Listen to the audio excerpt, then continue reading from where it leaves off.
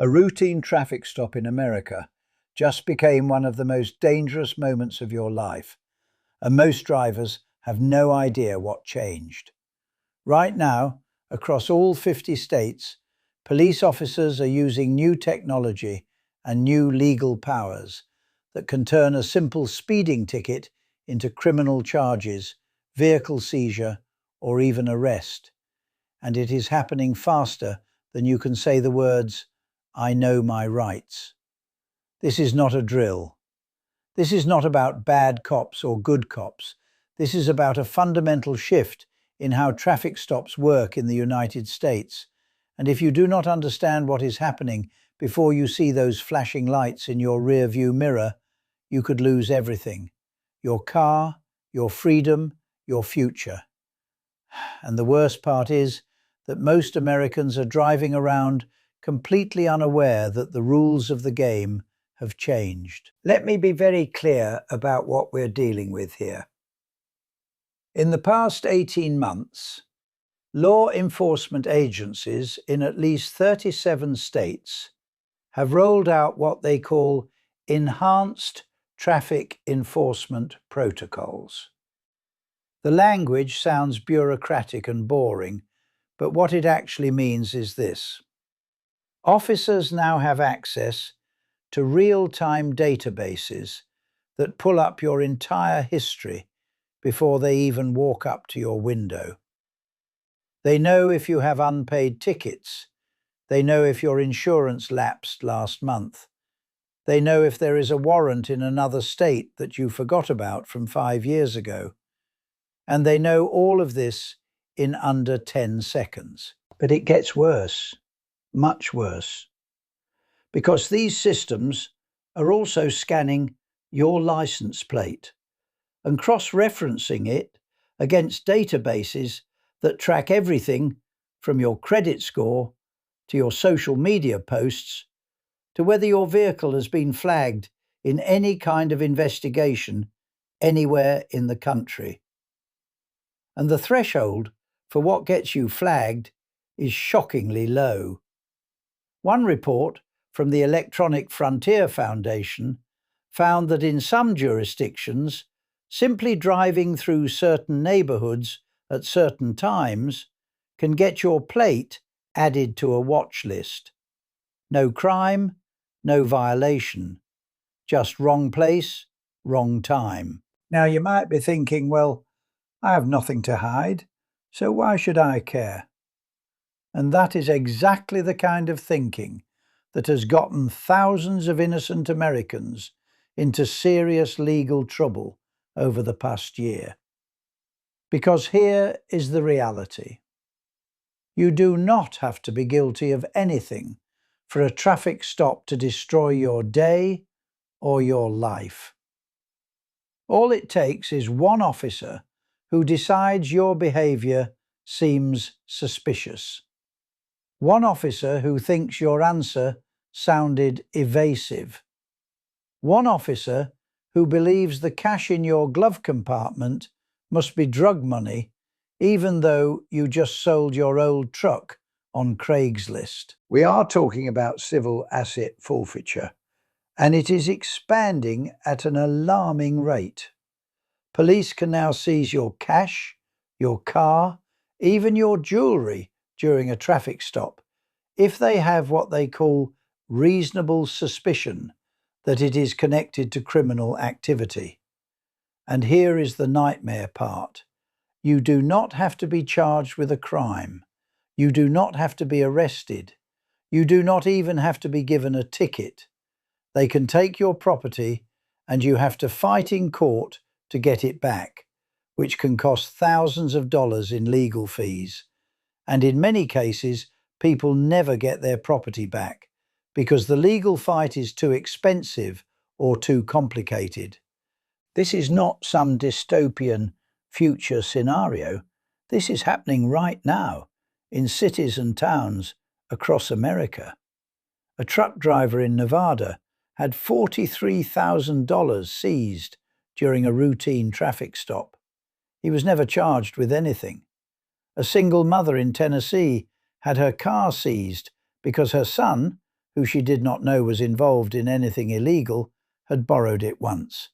She lost her job because she could not get to work. A retired veteran in Ohio had $6,000 taken from him. Money he had saved to pay for his daughter's wedding. Gone. And in all three cases, it took over a year and tens of thousands of dollars in legal costs to fight back. But civil asset forfeiture is just one piece of this puzzle.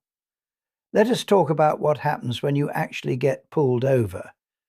Because the old advice that most of us learned, things like be polite, keep your hands visible, answer questions calmly, that advice is now incomplete and in some cases dangerously outdated. The new reality is that almost everything you say during a traffic stop can and will be used to justify further searches, detentions, or arrests. For example, if an officer asks you where you are coming from and you hesitate even for a second, that hesitation can be written down as suspicious behavior. If you seem nervous, that is suspicious.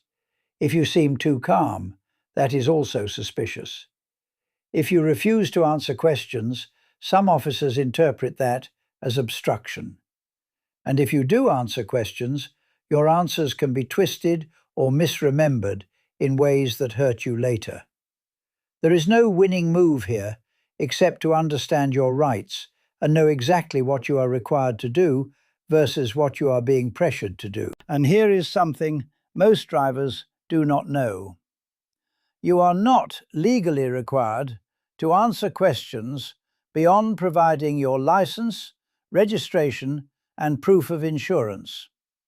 You do not have to tell the officer where you are going or where you have been.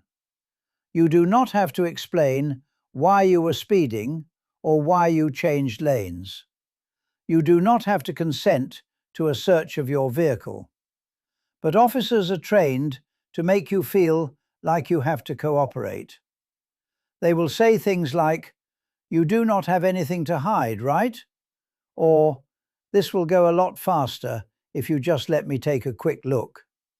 And most people, because they are nervous or scared or just want to get it over with, they say yes.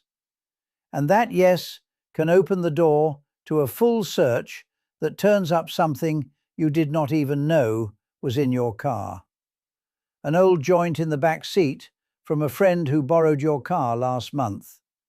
A pocket knife that technically violates local weapons laws.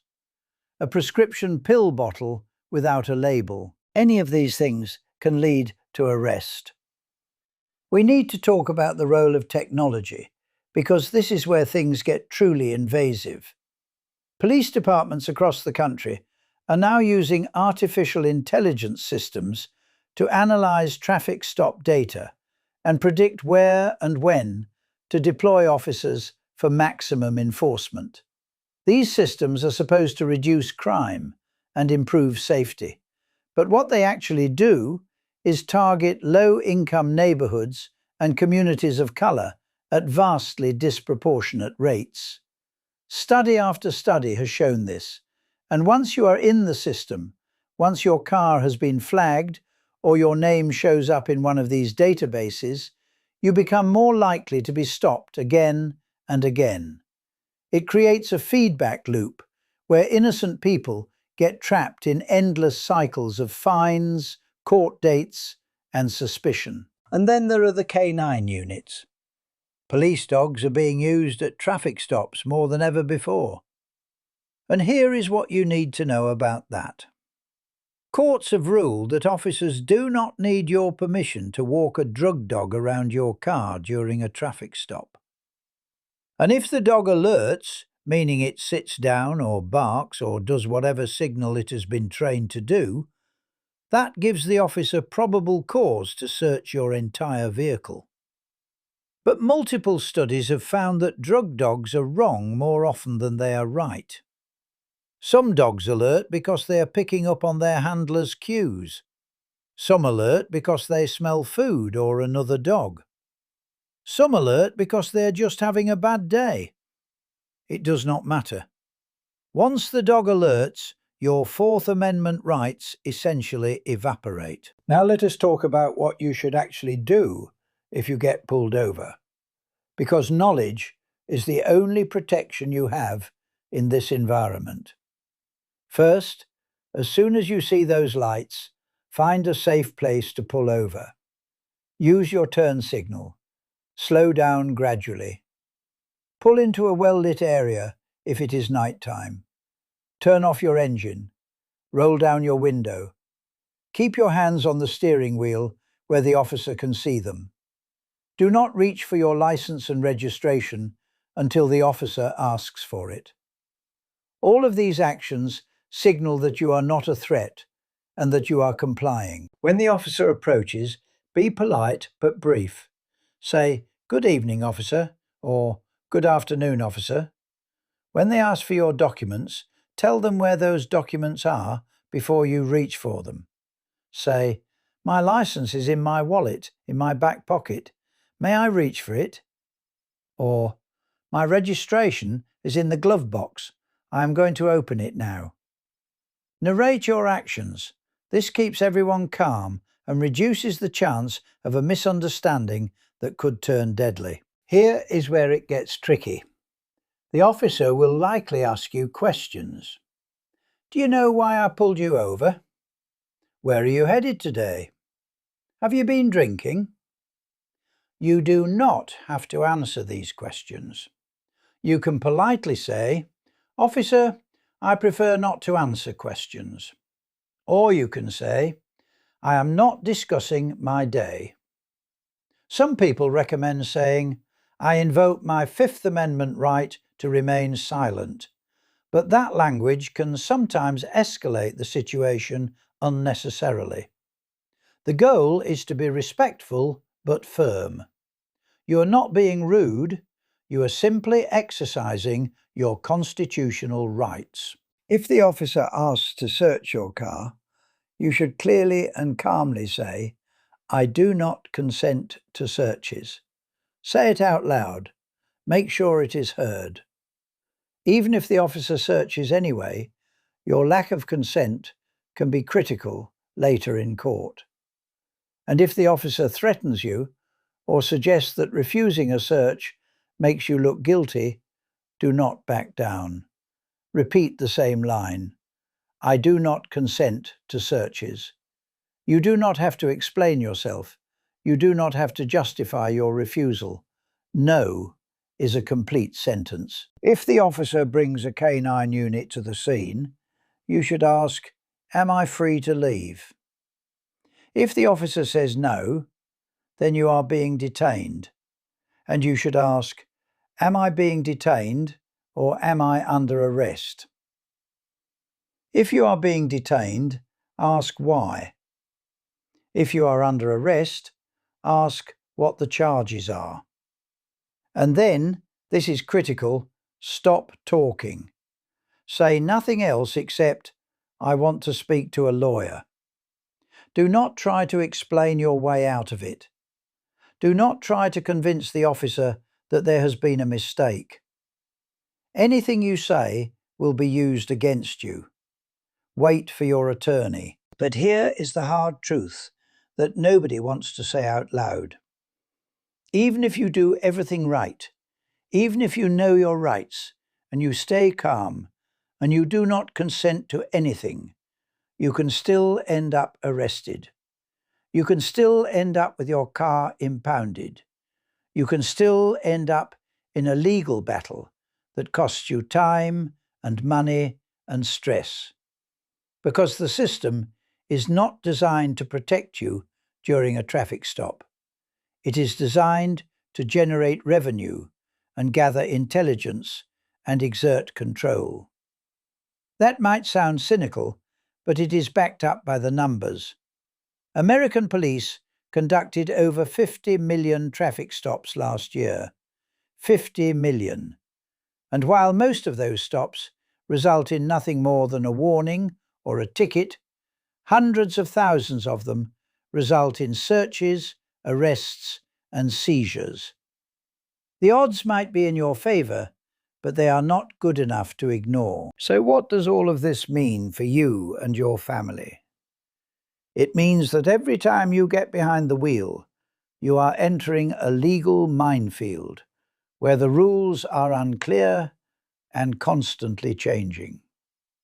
It means that a broken tail light or a rolling stop or going 5 miles over the limit can put you face to face with a system that does not care about your story or your circumstances. And it means that ignorance is no longer an excuse. You have to educate yourself. You have to educate your kids if they are old enough to drive. You have to understand that a traffic stop in America is not just an inconvenience. It is a potential life-altering event. And this is not going to get better anytime soon. In fact, it is going to get worse. More technology, more data sharing, more aggressive enforcement tactics. The trend is moving in one direction, and that direction is more control, more surveillance, more power in the hands of law enforcement, and less privacy and fewer protections for ordinary citizens. If you care about freedom, if you care about your rights, then you need to start paying attention to what is happening on the roads of America, because the next traffic stop could be yours. And when those lights start flashing, it will be too late to learn what you should have known all along.